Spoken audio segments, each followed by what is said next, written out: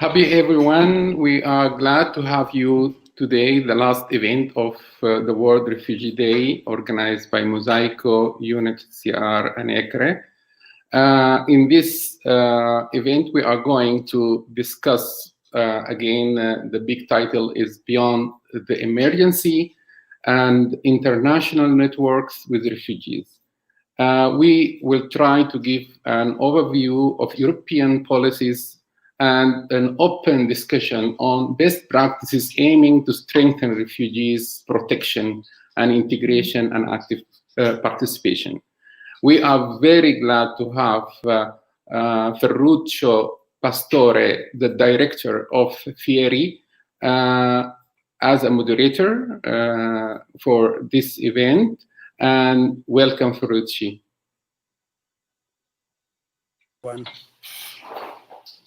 Thank you.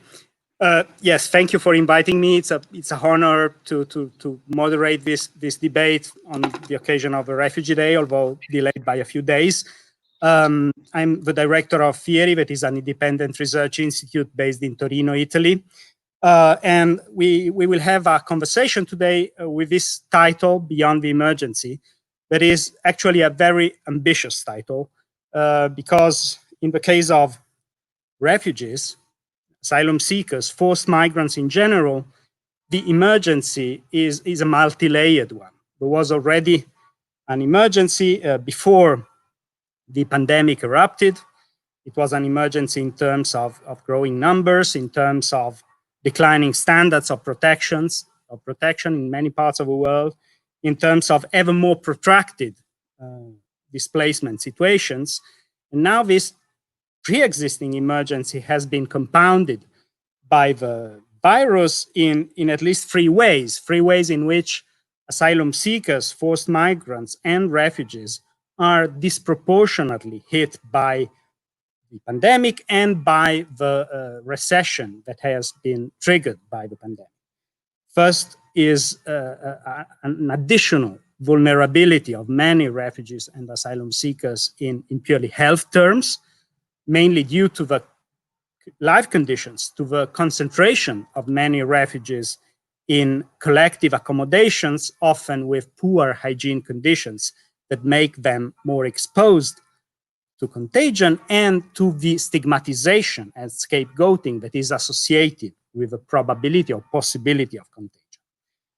Second, we have in the case of refugees a higher exposure to the socioeconomic vulnerability, to the socioeconomic risks brought by the pandemic, mainly due to the higher concentration of refugees in informal jobs, in precarious jobs that are often the first to be wiped away or endangered by the recession. And third, we have a specific protection crisis due to the constrained mobility and to the reduced opportunities to access safe havens, to access protection, to the freezing of resettlement movements in most of the world. And so this is generating a special, an added vulnerability crisis in the crisis, as is often said, that makes it particularly challenging to think how to get beyond this emergency for forced migrants and refugees. We have today to speak about these thorny issues, a very diverse, rich, and illustrious panel composed of four persons. And as it was said by Yaqub, the role of refugee-led organizations in these particular circumstances will be our core topic.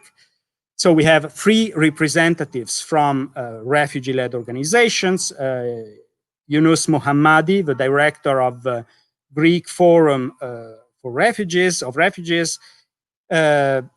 founder of a RISE network of refugee organizations in Europe, and member of the advisory panel of the Fundamental Rights Agency, an EU agency based in Vienna. Welcome, Yonous. Then after Yonous, we will have interventions from Najib Obaib Babakher Hail, I hope I pronounce it right, the founder and the director of the French Refugee Council. Welcome, Najib. Then we will have our host, Yacoub Kibeida from Torino, of the Mosaico Refugee Organization, one of the leading refugee-led organizations in Italy, and a member of the ECRE board. Hello, Yacoub, and welcome again. And finally, we will have a welcome participation from across the ocean, an expatriate and a refugee researcher himself, Michele Manocchi, from Torino, actually, a long-standing friend and volunteer of Mosaico and a friend of FIERI.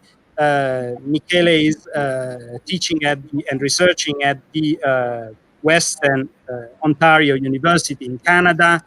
Welcome, Michele, and thank you also for being here. So you see, it's a very rich and interesting panel, so I will not take more time, and I will kindly ask you to elaborate on this very complex crisis we are having, on this multi-layered crisis triggered by the pandemic, but compounding on pre-existing weaknesses and vulnerabilities.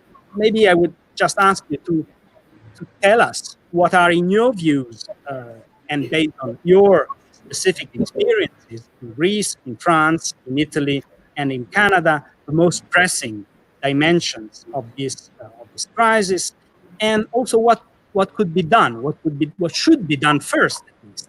And the issue of what could and should be done, I think we ought to insert it in the framework of a big discussion worldwide, and in particular in Europe, on recovery. We are discussing in Italy, in Europe, and elsewhere how to spend the big money that is arriving, that is being invested for recovering from this crisis. But in this big discussion, a historical discussion, given the magnitude of a crisis and of the financial response, refugees and migrants more general are completely absent. So I think this today is an opportunity to say, well, we are also part of the picture. We are also part of the crisis we have to recover from. And this discussion and others that may follow will be, I think, hopefully important in starting to shed light on this aspect of the recovery that is also an essential one. So let's start, without further ado, with Yonous. Yonous Muhammadi, please, the floor is yours.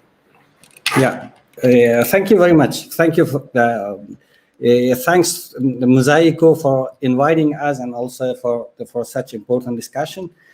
I am representing Greek Forum of Refugees, which is a network of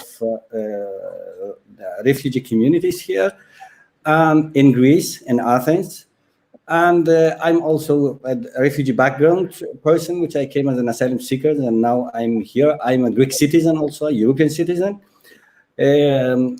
So on our topic, when we speak about the crisis of COVID-19, I think the first to speak about what effect it had, especially on migrants and refugees. Every kind of crisis that we are speaking in periods of history and every time, I think mostly all of these crises are affecting mostly the most vulnerable groups of the society. That is very obvious.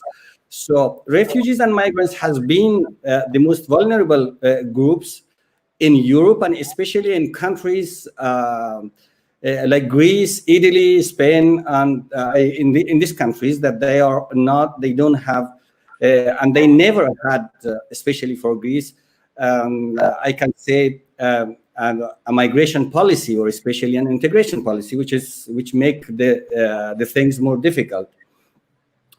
It affected really hardly the migrants and refugee communities here in Greece, and most of migrants and refugees in a country like Greece, which is already it was with high numbers of unemployed. The first effect in the society it was that really the large numbers of the percentage of migrants and refugee communities, even those members that they were working, they became jobless. So, and the support from the government also, it was so limited to the to migrants and refugees, because the policy also it is not such effective on supporting the most vulnerable groups.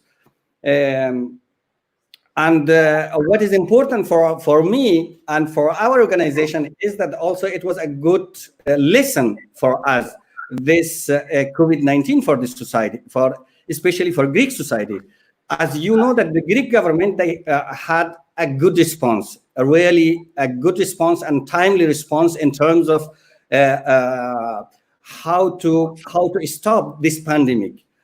You know that now generally we didn't have more than 2,500 cases here, and also just yesterday was announced that we had 190 deaths, and now the borders are open and the tourists are coming, and so it is. We are calling that we are a free COVID country. So, and we as Greeks, we are calling that we are a free COVID country. Why it happened? It was a crisis. In every crisis, how you can come over a crisis? It means that there should be a cooperation between all relevant stakeholders in the society. The first, the willing should come from the central government, and then all the relevant organizations, stakeholders should cooperate together in order to have a good result.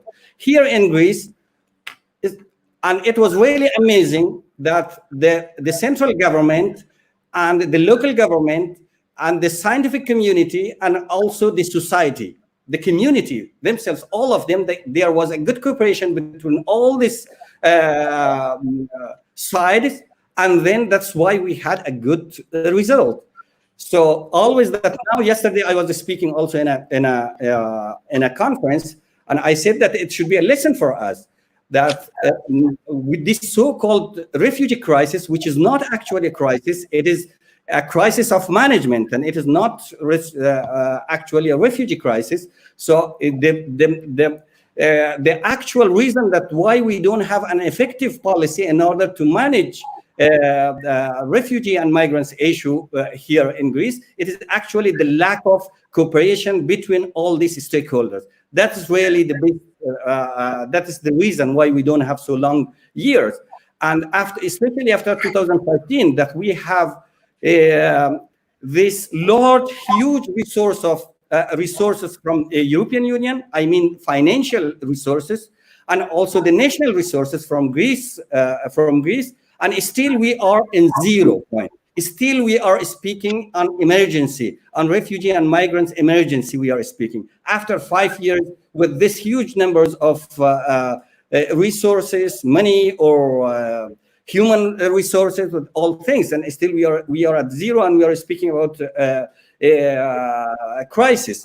Actually, if we want to come to overcome the so-called crisis that we are speaking about, refugee and migrant crisis, we should come all of us in one table, and we should speak very openly, and we should cooperate all of us in order to come over this crisis. That's really a good lesson for us. It is very important. And in terms of that, now in European level, that you spoke about this money, this large money, that more than 7 billion people, money that it is coming to different European countries. The first, I think that I hope that this support should go to all affected groups of the society. That would be really important. And in terms of management of this money, I think it is very important that the representative of all these groups should be included in order to find a better way of management. And at the end, which is my idea, is that the problem is not money. And most of the time when there is a crisis, money is find it easily. And somehow European Union can find a way to find money. But the problem is the problem of management and the problems of follow up, how the national states, how they spend this money. That is the issue. I think it is the issue that we should put on the table. not just for this money, and also all the monies that it comes from the central, from Brussels to every national government. In Greece, actually, what we see, it is that the management of these resources, there is a problem here, actually. So there are money. And if we see Greece is at the end of the list in terms of spending even this money, and they cannot even spend. And as we see, there are problems here in Greece.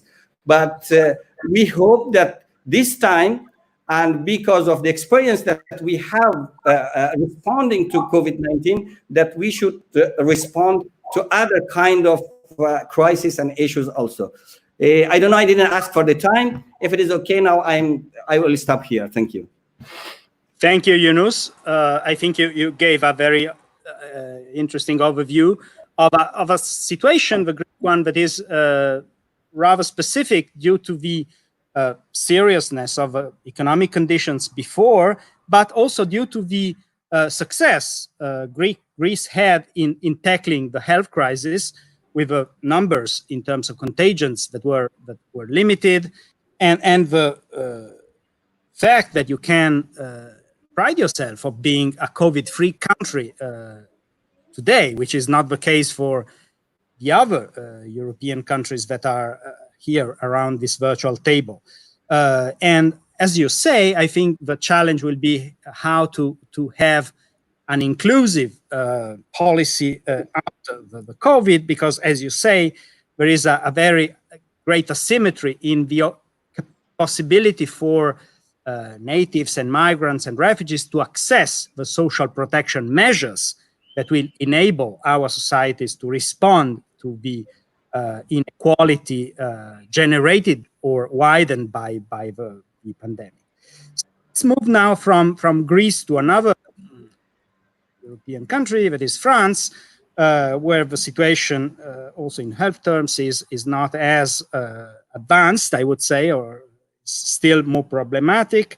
And we have there Najib Obaid Babaker Khail, founder and director of the French Refugee Council.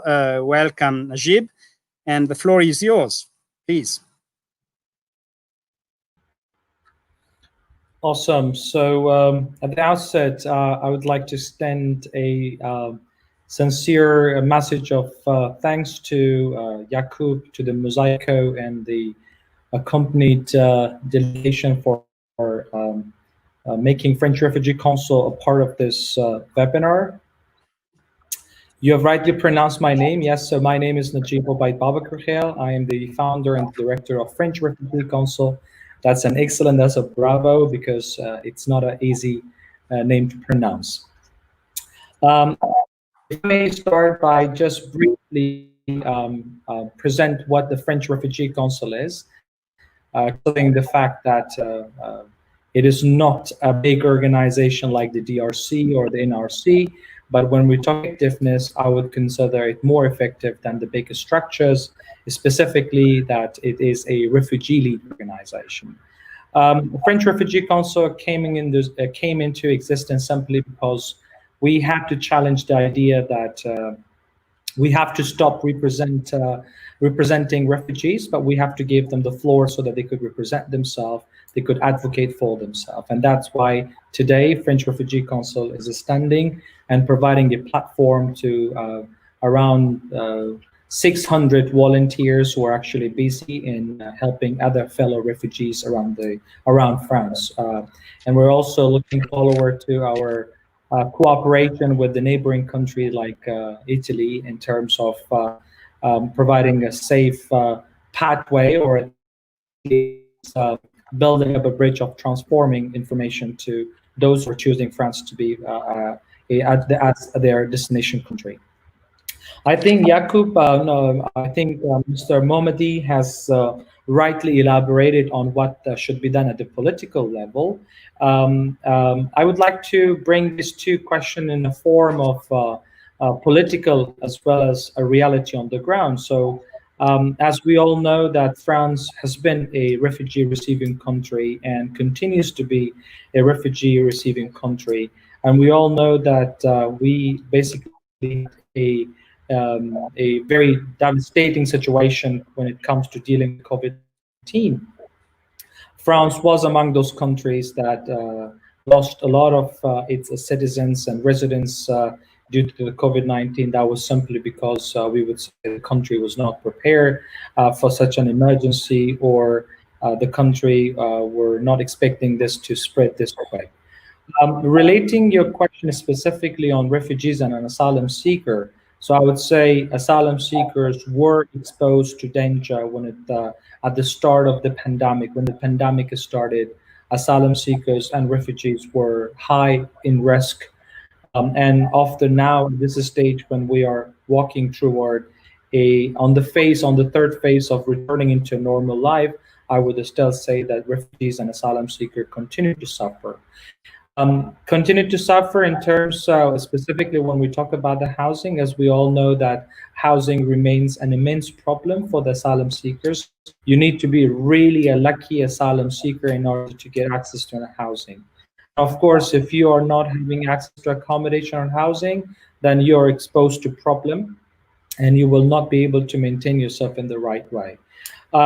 We had a lot of difficulties like other countries, but what I would call as a big achievement when it comes to refugee lead organization, not only French Refugee Council, but hundreds of other refugee lead organizations all over France has responded. They have responded quite magnificently when it comes to helping up their fellow refugees. When we talk about the medical masks, actually the medical mask, which was something that we had a big shortage of medical masks for a very long time. So this was the real time that refugees themselves came into the picture in order to provide a helping hand to the fellow friends or fellow countrymen. We had a lot of talented and skilled refugees in different communities in France who basically came in and they use their talent, they use their time and the resources in preparing masks and to help the government and to help their country, local municipalities by giving them masks. And we also had a lot of willingness. We have so many refugee doctors who responded. They basically send a call out to the government of France saying that we are there to support and help in case if we are given the permission to work. Globally, where are we standing right now after the lockdown measure has been removed? I think, yeah, the vulnerability of asylum seeker continue to be the same thing even today, considering the fact that access to information, access to housing, and access to healthcare service remains a secondary step for those who are coming freshly to France, because they have to a circle of procedures in order this is done. So when they arrive in France, they will not have immediate access to healthcare services, which is basically increases the possibility of being in a problem. And then we also have access to employment. Access to employment continues to be an immense problem these days for refugees and asylum seekers in France, because when we talk about integration in the local communities, so I think not only because we are talking about a post-COVID-19 phase, we're not in the post-COVID-19 phase, we're still living this danger even now, because we cannot say, I'll consider it a very vibrant idea to say that a country might exist at this point to be called a COVID-19 free country, not France at least, because we still have cases, the dangers are still there, and refugees are still lacking that basic information. Though a lot has been done so far in terms of providing materials in local languages, giving them free masks in certain location.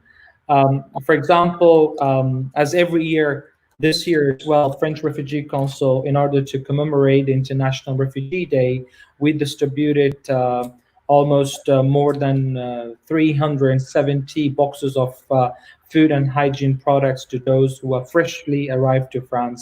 And when we went to distribute these boxes, we were very much surprised that there is an immense lack of accessing to information, specifically those who do not speak the language, because language remains a main barrier when it comes to seeking services.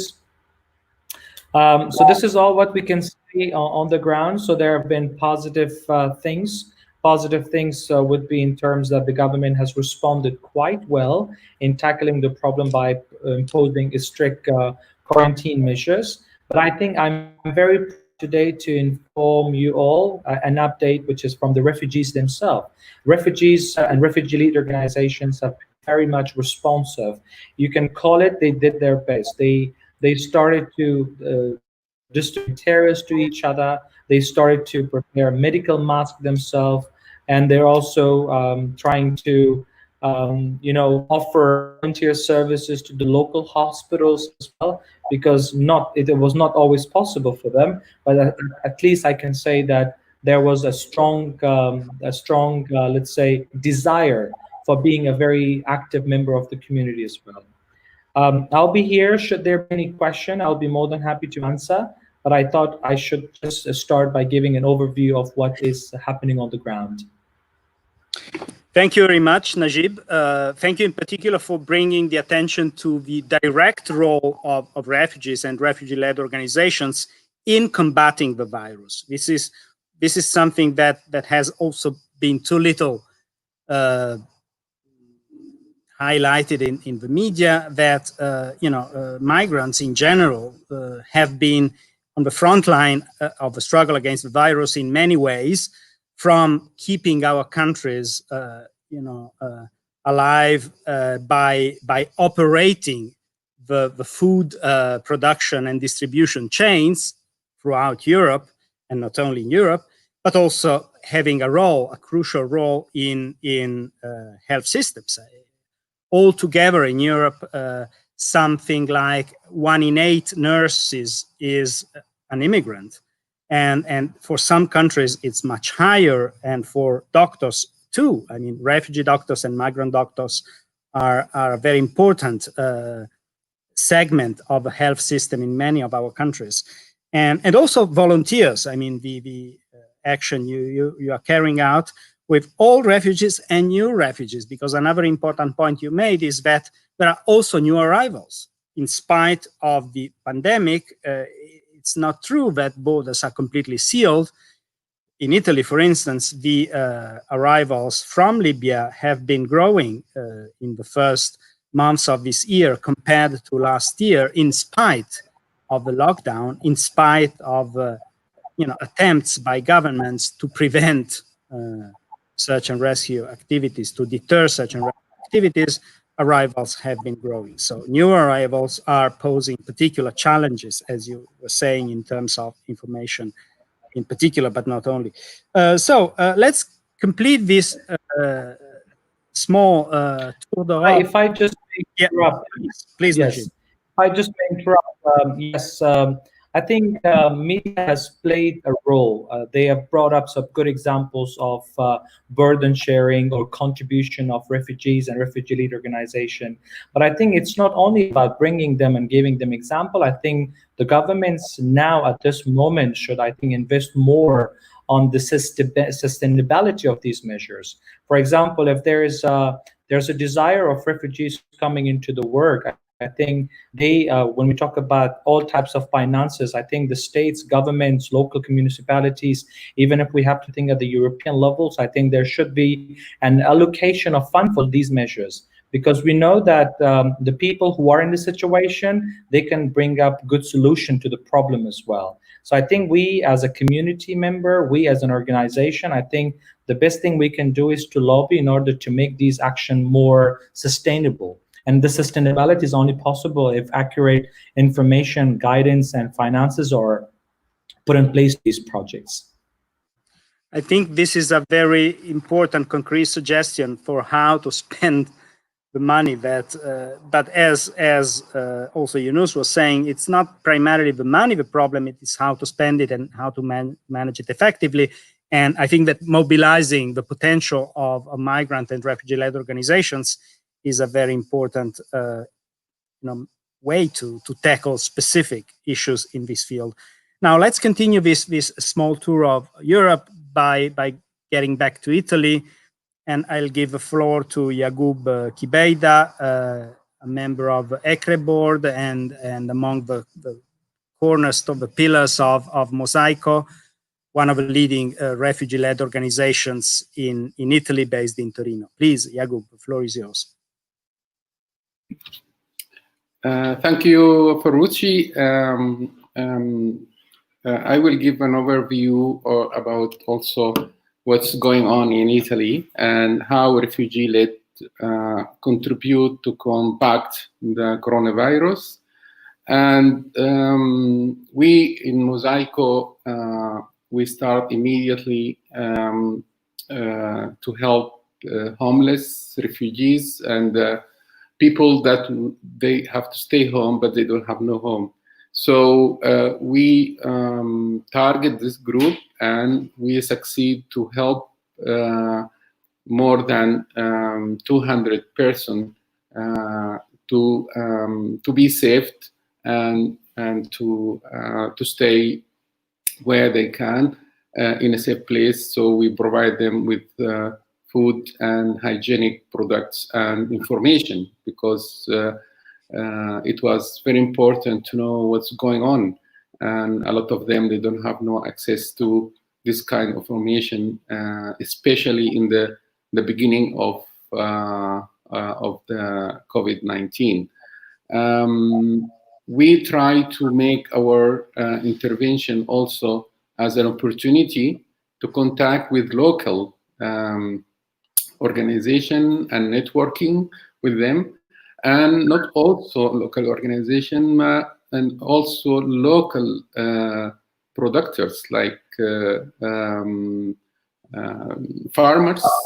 So we provide vegetables and fruit directly from farmers to those people, and we establish also contact with organizations that help ex-detainees.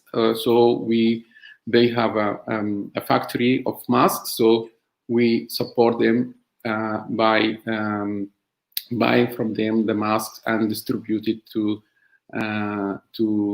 refugees and homeless people.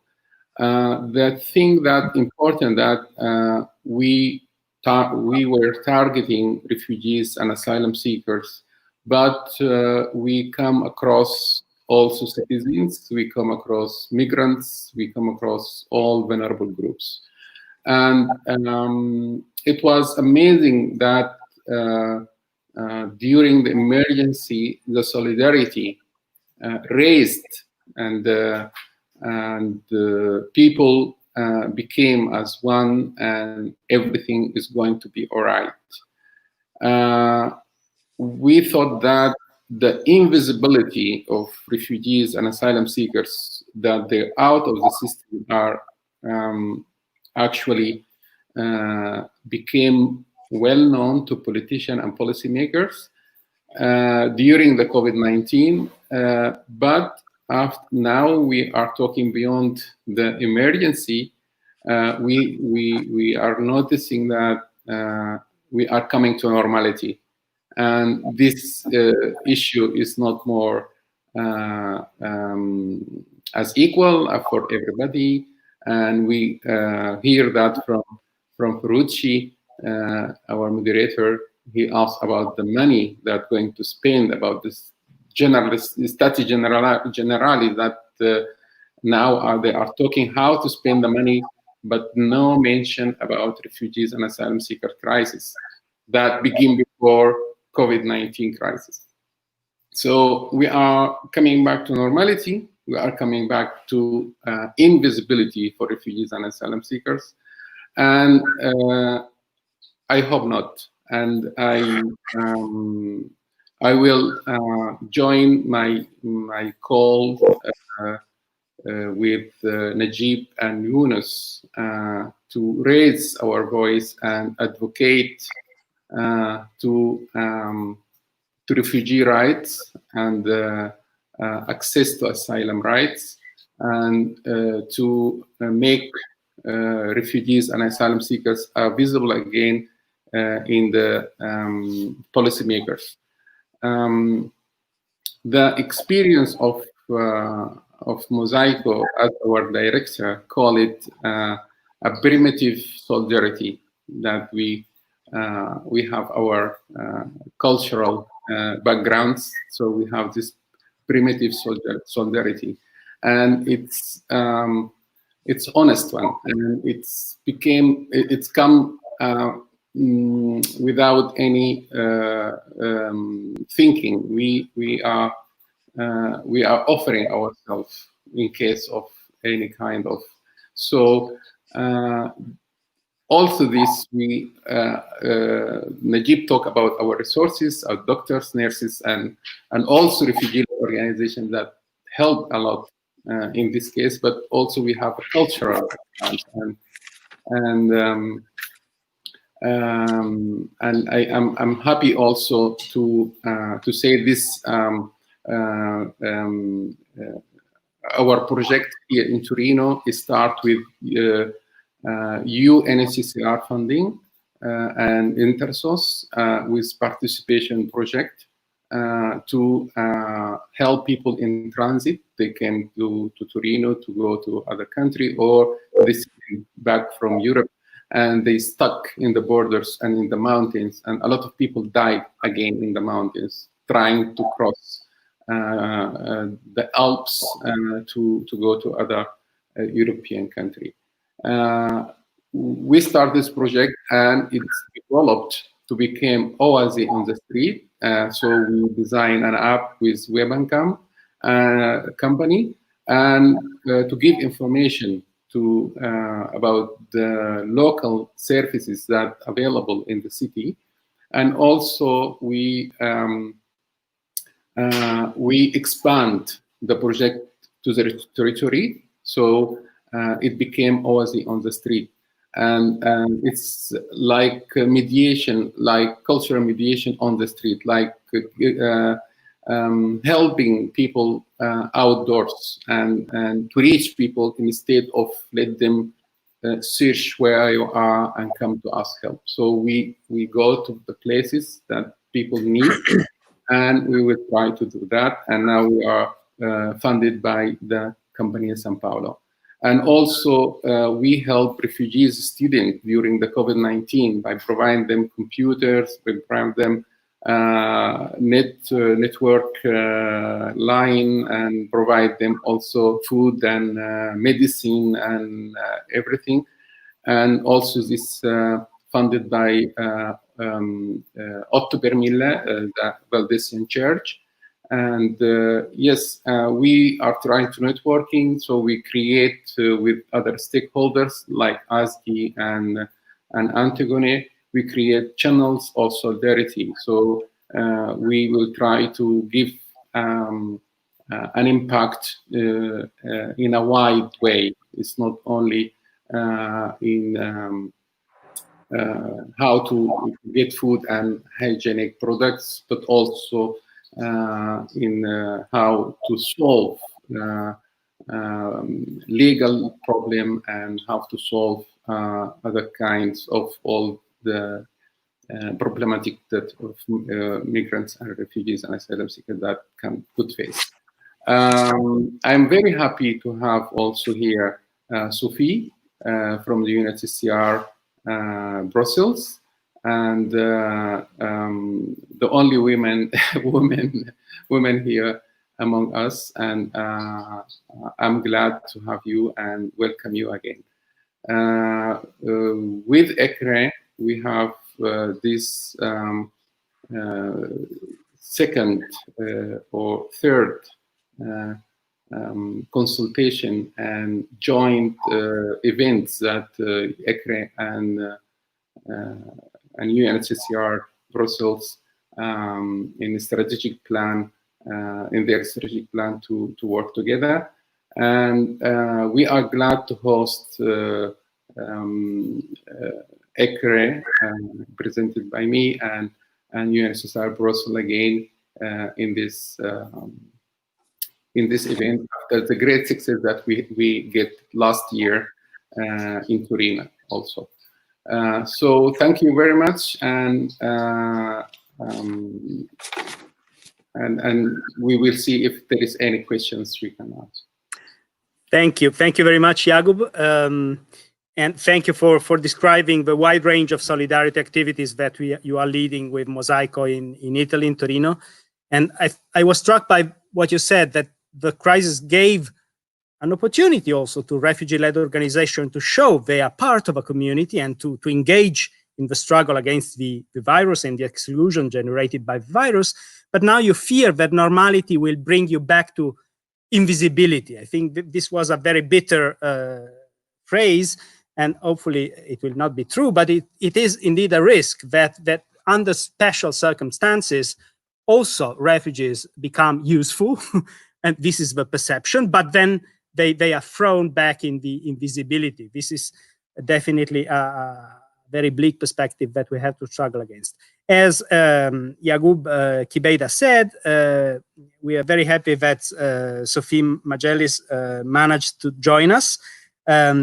Sophie is the head of the policy unit and UNHCR the representation for EU affairs, if I'm not wrong, but also covering Belgium, Netherlands, and Ireland. So Sophie, you're most welcome, and I give you the floor for talking to us on the topic of the day. I'm sorry you couldn't follow the previous interventions, but I'm sure you will have a very valuable contribution to give. Thank you. Thank you very much, Ferruccio, and thank you also, Jakub, and all the other speakers. I'm delighted to be participating here today on behalf of UNHCR. It's great to be able to be here also as part of the activities to mark World Refugee Day, and as part of our wider collaboration with ECRE through the strategic partnership that we have with ECRE, as Jakub kindly mentioned. I've managed to follow all of the discussion. I was in a waiting room, I think, for a while. So rest assured, I managed to hear Najib and Yonous before, and was able to listen to all of their interesting interventions. So thank you very much. Just a couple of points that I'd like to make, maybe starting with the participation issue, and then reflecting on some opportunities that are coming up in Europe, where we can try collectively to advance the issues of integration over the coming months. In terms of participation, the participation of refugees and refugee-led organizations is, of course, absolutely key. And I think ECRE has done a really good job of making sure that refugee-led organizations are part of the advocacy, a core part of the advocacy that's voiced in Brussels. But we still have a long, long way to go. So we're going in the right direction, but a lot more needs to be done to make sure that refugee voices are heard where policy is made and decisions are taken also in Brussels. In terms of some of the opportunities coming up, I wanted to maybe start with funding and money. As we all know, there are discussions ongoing at the moment on the next EU budget, the next multi-annual financial framework, or MFF. And the Commission has put forward a proposal for this new budget, which would involve quite a big increase in the spending in the asylum migration area. And I think what's very important at the moment is that we all work and advocate to make sure that the final decisions on this budget ensure that that money will be properly spent, will be allocated, and will actually be drawn down.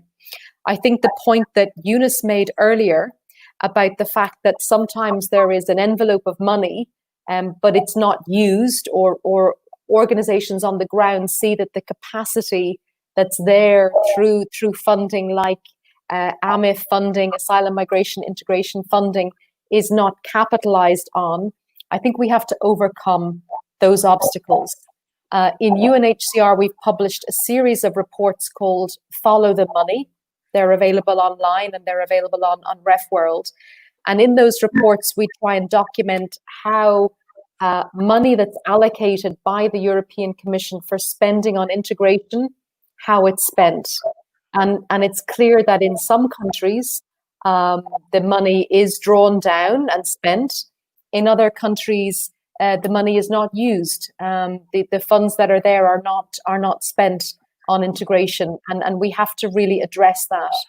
One of the recommendations we brought forward as UNHCR is that all European countries should spend a minimum of 30% of the funding that they get from the European Commission in the asylum migration area. They should spend that on integration. So we've recommended that become an obligation on states, that they would have to spend at least 30% of the funding that they have on integration. So I think we have a lot more to do to try and make sure that the funding that's available in principle trickles down to where it's needed. And where it's needed, of course, is at the grassroots and local level. The other big opportunity that we do have coming up, we don't know when, but at some point soon, is the new pact on migration and asylum that the European Commission is going to publish. We understand now this might come out in September. It was due to come earlier in the year, but there have been some delays. We understand that pact will include a commitment on integration, perhaps a new action plan, but certainly some recommendations. And when that document is published, and even before then, I think that's a key opportunity for all of us to try and advocate at the European level for a sound approach to supporting integration. Organizations and refugees will be key, and we will continue to work through our strategic partner ECRE on our advocacy on the pact to try and make the most out of this opportunity. The third opportunity, of course, is the COVID crisis. Now, I think we saw some very negative impacts of this crisis on refugees, on asylum seekers, and many of the previous speakers, including in particular Yonous from Greece, talked about the impact that has had on refugees, and also Najib has spoken about the work that he's been doing in France to try and support populations affected by COVID. We've also seen some positive examples and some positive recognition, as you've mentioned, Ferruccio.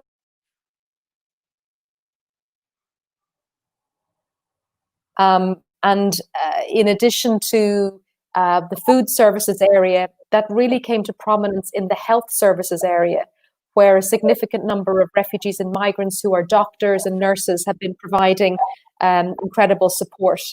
This did lead to some good practices in countries like my own country of Ireland, but also in Germany and beyond, where local medical authorities put in place fast-track procedures to try and provide access for qualified refugees and migrants to provide healthcare, because oftentimes there are huge obstacles to refugees and migrants to accessing the medical profession because of a failure to recognize qualifications. So we did see some limited good practice on fast tracking the recognition of qualifications, and the Council of Europe is now also doing some interesting work in this area. So it's a small bit of progress, but I think it's something that we can build on to try and address this long-standing issue of the obstacles that refugees face in having their qualifications recognized. Another opportunity I think I wanted to pick up on is the work that needs to be done on identifying and replicating good practices when it comes to supporting refugee integration in Europe. We've heard some examples from previous speakers of good practices that are already happening in European countries, some supported by UNHCR, others supported by NGOs and other organizations. We're going to be working on a project to try and identify and map good practice when it comes to integration, and to try and come up with some kind of methodology to define good practice when it comes to integration and find a way to roll that out in other countries. So we look forward to working with many of you on that. It's also very important to take an evidence-based approach, of course, to integration and to supports that work. And that's why the work of the organizations here today and events like this are important, because we need to build our practice in this area on evidence. Also, there are perhaps new allies that we can work with. Previous speakers have mentioned the temporary suspension in resettlement and complementary pathways. That temporary suspension, which was announced jointly by UNHCR and IOM at the beginning of the COVID crisis in Europe, has now been lifted. That announcement just came out in recent days. So that will be restarting. But during the period where the temporary suspension was in place, we did a lot of work with organizations involved in private sponsorship and in community sponsorship to see how we could work with those organizations to learn from them on what they do on integration and to try and see how we could benefit from what organizations working in private sponsorship do to try and assist the integration efforts of other organizations. So I think perhaps there's more scope for us to engage more with organizations involved in resettlement, involved in community sponsorship. There's a huge amount of that, of course, in Italy, where there are many organizations who lead on humanitarian admission, humanitarian pathways. Perhaps there's more that we can do there to exchange knowledge and best practice. And then I suppose the final area where there are some additional allies we can work with is the private sector and the labor sector. In Brussels, Commissioner Johansson recently hosted a meeting with NGOs and with unions that are involved in the workplace. And she did make a commitment at that meeting to try and work more with employers, employer organizations and unions to see how we could collectively try and undertake work to support the inclusion of refugees and migrants in the workplace. And now this initiative was originally launched, I think, by Commissioner Avramopoulos in 2017, but she's trying to relaunch that initiative now. So the consultation happened, I think, already about 5 weeks back. But this is one of the areas where together with ECRE, we want to continue to follow up on, because we think that if there's some good leadership provided from the Brussels end and NGOs involved in the Brussels end, we can try and make some headway again on greater supports to refugees getting involved in the workplace. I think I'll leave it there, but maybe just to underscore again the commitment of UNHCR to this important area of work, and we look forward to continuing to work with you all. Thanks for having us here this evening. Thank you, Sophie, for focusing so constructively on different sides of opportunity, even in this highly complex and difficult situation. I found particularly important the mention you made of the issue of conditionality in funding. Finally, Europe has displayed a high level of financial solidarity, at least on paper. We still have to see how it will be finalized. It's crucial that this solidarity goes impartially to all the sides of societies, of receiving societies, and prioritizes need and potential for recovery and not nationality, not origin, not other aspects. I think this is a risk, and there have been a lot of discussion about the conditionality, criticisms about conditionality imposed, associated with this funding, but actually this is one type of conditionality that is, I think, needed for ensuring that this massive effort for recovery goes to all sectors of society and will not end by widening inequalities, particularly with regard to refugees. We are a bit late, but we still have one important intervention from Canada, Professor Michele Manocchi of Western Ontario University, and a long-standing friend and supporter and founder, I guess, or among the initiators of Mosaico in Torino. Welcome, Michele. The floor is yours to bring a perspective from Canada, where refugee-led organizations are obviously very important, and we look forward to hearing from you about the debate. Thank you. Thank you, Ferruccio. Thank you, everybody. I will try to be as fast as possible. I just prepare a few points. I'm very happy to be here. As you said, I was part of Mosaico. I still consider myself a little bit a volunteer of Mosaico, so I'm very, very happy to be here. And also the collaboration with FIERI and in general the other organization in Torino was an important part of my life. Now I'm living in Canada. I arrived here 7 years ago. And I had the opportunity to study a little bit more the system here. So the first point I want to highlight is that there are big differences between the European country asylum systems and how Canada works in terms of asylum applications and refugee recognitions. For a lot of good reasons, Canada is considered a very, very good example and a kind of reference point for example, the privately sponsored refugees program, where the community is involved and the states, the institutions just support lightly the situation. But it's very important to understand that a lot of work is done overseas. It's done in the refugee camps. It's done where the presence of Canadian representatives are in refugee camps in collaboration with the UNHCR and other international organizations. And there is a huge selection in terms of people that can arrive actually in Canada as refugees. Once they arrive here, of course, all the indicators that you can use to measure the success of the integration and engagement of refugees in this society are very, very high. They show very, very high number, exactly because one of the reasons is this huge selection at the beginning of the system, in the earliest stage of the process. The other thing that I want to say is that what we are living in Canada is similar to what you are living in Europe. In general, just to sum, we had a contraction of rights in this kind of state of exception in which we are. And in this contraction of rights, the first things that they did was to close the borders, especially for asylum claimants and refugees. They stopped all the asylum claimants hearings. So if you are an asylum claimant in Canada and you are waiting for your hearing with the commission to be recognized or not, you are on hold, and it's not clear to how long you will be in this situation.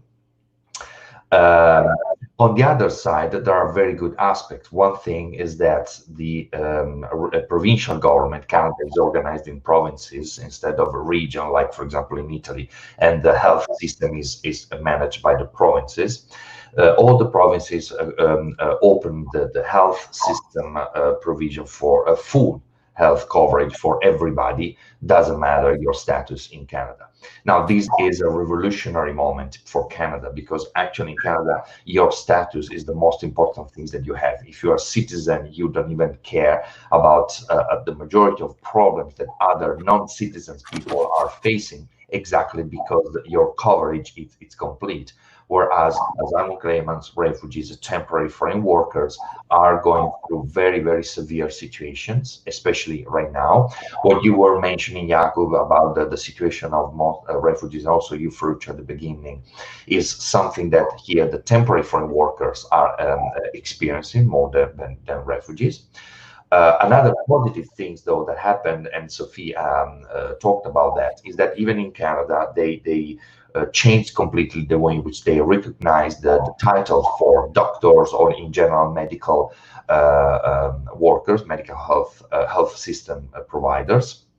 And so people that are still waiting for their full recognition in terms of titles, in terms of documents from abroad, now they are authorized to start working in the field. And this was done in order to help with the situation.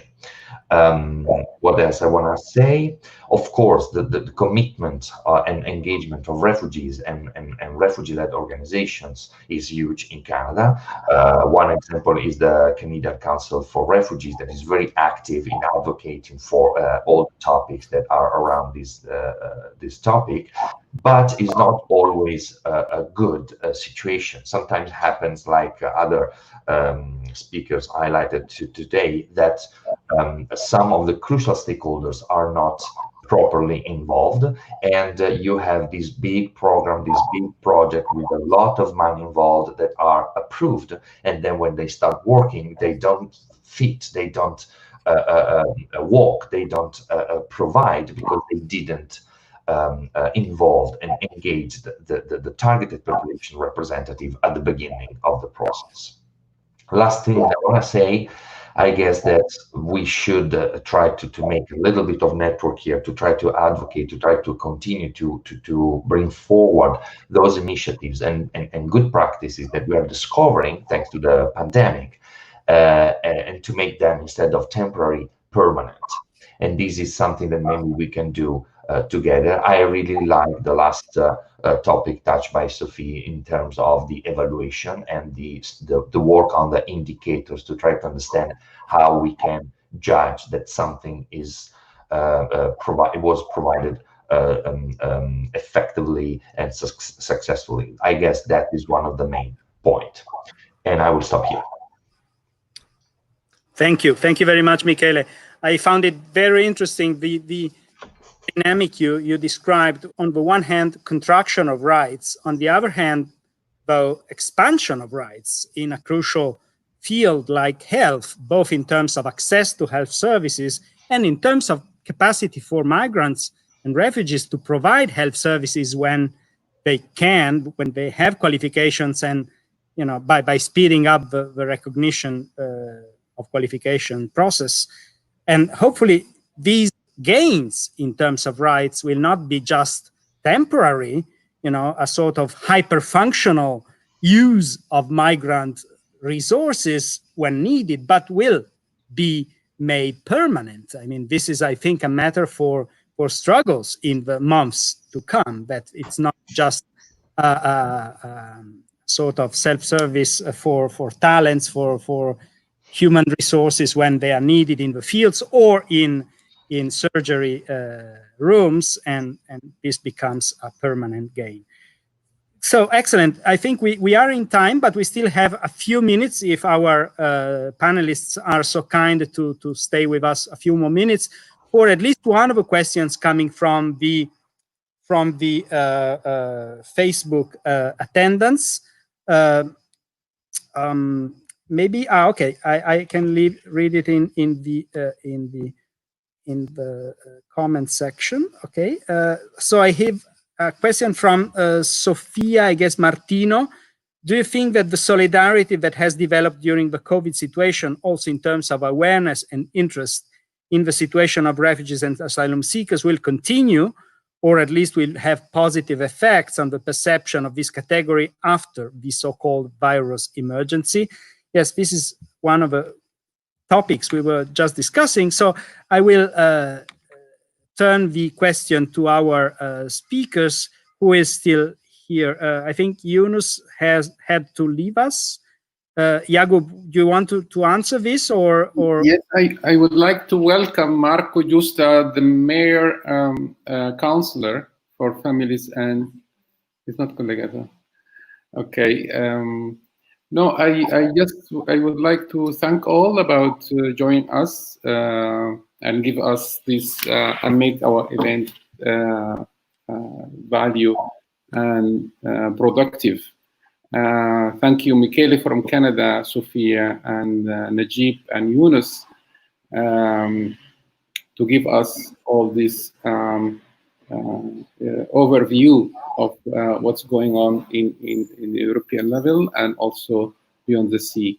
I'm not pessimistic about to come back to normality means to come back to invisibility again, because I think our collaboration now with the local institution and the recognition of Mosaico as one of the crisis unit to combat COVID-19 in the city of Torino is one of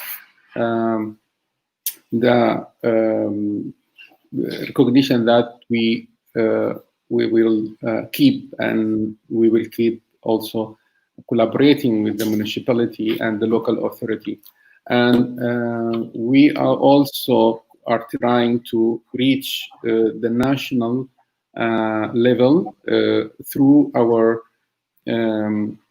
effort to create and we create together with other organizations UNIRE, the Union of National Union for Refugees and Exile in Italy. So through this also we want to reach the policymakers in Italy in the national level. As Sophie also talked about the strategic partnership between ECRE and UNHCR will continue, and this event is one of this continuity. I hope to start also a research and campaign maybe with FIERI, with Ferruccio, about how to reach policymakers and bring the issue of the refugee crisis that for a long time being the issue to the policymaker table now, especially that they are studying how to spend all the money of the recovery fund. Thank you all, and I give the line if there is any comment from the others. Thank you. Thank you, Yaqub. Sophie and Michele, would you like to have a final word? Thank you, Ferruccio. Yes, maybe just in response to the question from Sophie Martino, we do hope that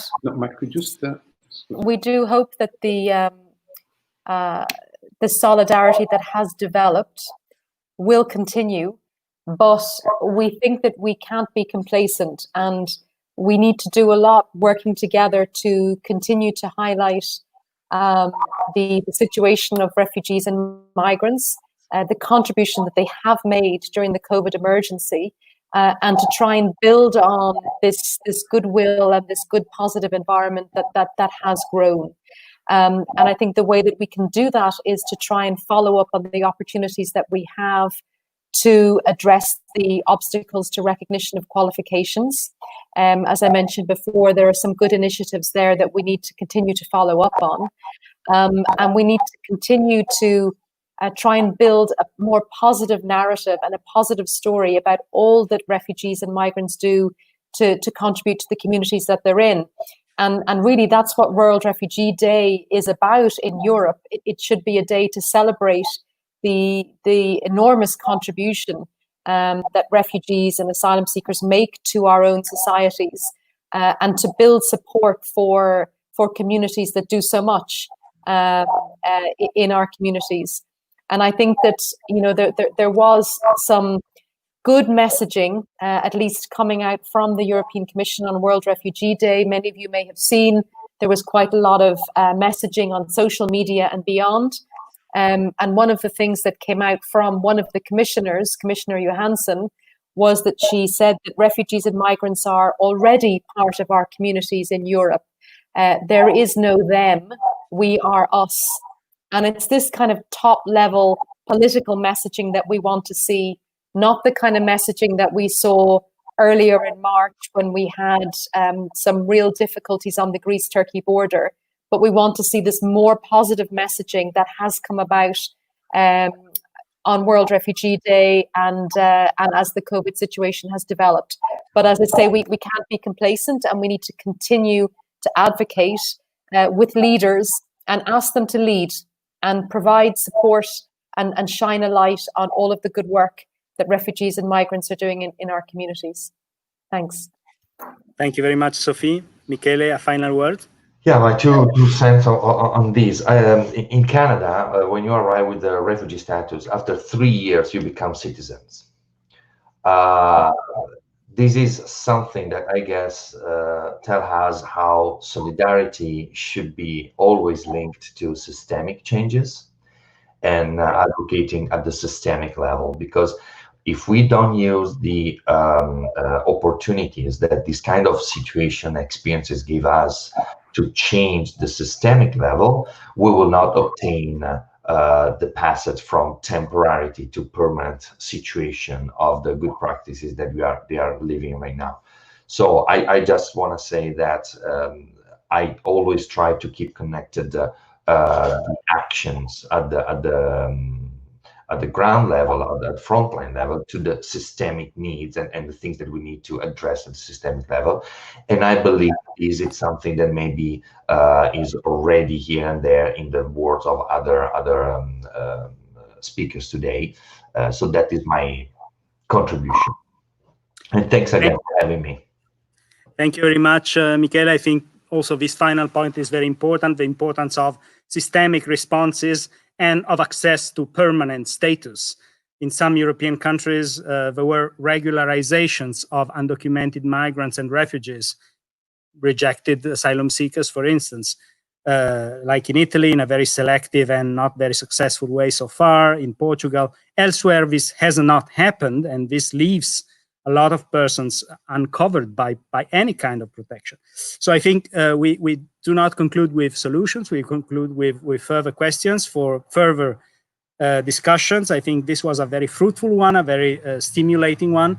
Thank you to everybody who followed us on Facebook and YouTube. There are some messages coming, clapping hands to you, panelists, and thanking Mosaico for the activity you do every day in Italy, in Torino and elsewhere. So thanks everybody. It was a pleasure and very enriching for me to moderate this session. Thank you all, and talk to you soon, hopefully. See you soon, maybe also. Goodbye.